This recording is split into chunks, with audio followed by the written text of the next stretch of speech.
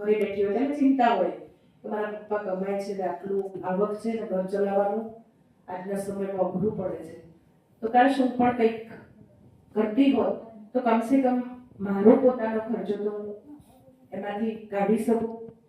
કમસે કમ હું વધારે હોય તો દૂધ લાવવા સુધી, શાકભાજી લાવવા સુધી કંઈક મદદ કરી શકું.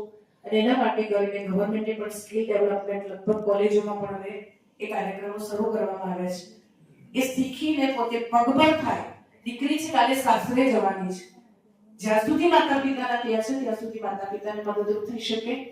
આવનારા દિવસોમાં એ સાસરે જાય અને ક્યાંક કોઈ પરિસ્થિતિ એવી નાજુક આવી કે પતિનું મરણ થયું અથવા તો બે બાળકોની માતા બને પછી કંઈક લકવાગ્રસ્ત પરિસ્થિતિ થઈ ગઈ છે ઘરમાં, તેવી વખતે આ સ્કિલ ડેવલપમેન્ટ મતલબ એને કંઈક શીખેલું હશે તો એના ઉપર એ પોતાના બાળકોનું ગુજરાન પણ ચલાવી શકશે.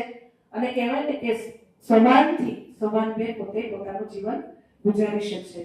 એ પ્રકારના જે સખી મંડળ જે છે એમાં 10 બહેનોનું જે ગ્રુપ બનાવી આ યોજના આપણા એ વખતના તત્કાલીન મુખ્યમંત્રી આનંદીબેન પટેલ લઈ આવ્યા હતા. સખી મંડળનો જે વિષય છે એમાં 2.5 લાખ કરતા પણ વધારે આપણા ગુજરાતમાં સખી મંડળો બન્યા.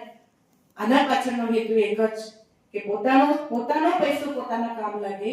બીજી વસ્તુ કે સખી મંડળોએ એના માધ્યમથી અત્યારે સખી મંડળો ખૂબ સારું લાખોની કરોડોમાં કમાતા થયા છે, પણ ઈચ્છા શક્તિ જોઈએ.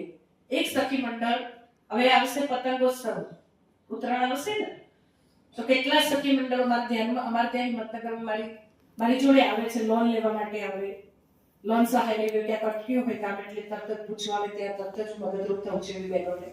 એ બેન અમે 10 બહેનોથી શરૂ કર્યું હતું, આટલી બચત હતી.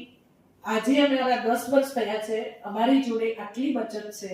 અને હવે બેંક અમને કહે છે કે તમારે 5 કરોડ જોતા હોય ને તો પ્રેમજી કેમ કે એમનો બેંક સાથેનો વ્યવહાર પણ એમને ખૂબ સાત્વિક ને શુદ્ધ રાખ્યો છે. પ્રામાણિકપણે એમ લોકોએ બેંક સાથેનો વ્યવહાર કરેલો છે. તો 5 કરોડ જોઈએ કેમ કે બેંકો આપણે બધાને ખબર છે બેંકો આપેથી કહે છે કે લઈ જાઓ લોન, જેટલી જોઈતી હોય એટલા પૈસા લઈ જાઓ. બહુ બેંકો પણ ફૂટી નીકળી છે. એટલે એવી વખતે આ બહેનો એમ કે અમારે આ ધંધો 5 કરોડની વાત મતલબ 5 કરોડ સુધીની લોન આપવા ક્યારે તૈયાર થાય બેંક? તો એવી બહેનો આવે છે. ત્યારે કઈક બહેનો કાયમી આ જૂસનું ને વાત કરીને આપે કે અહીંયા બનાવવાનું કામ, કેટલાક ભરત ગુંથણનું કામ કરતા હોય છે, તોરણ બનાવવાનું કામ કરતા હોય છે. અને આમ તો આ શામળાજી તો એવી જગ્યા એવું પ્લેટફોર્મ બહેનોને આસપાસના બહેનોને મળેલું છે કે દેશ ને વિદેશના લોકોને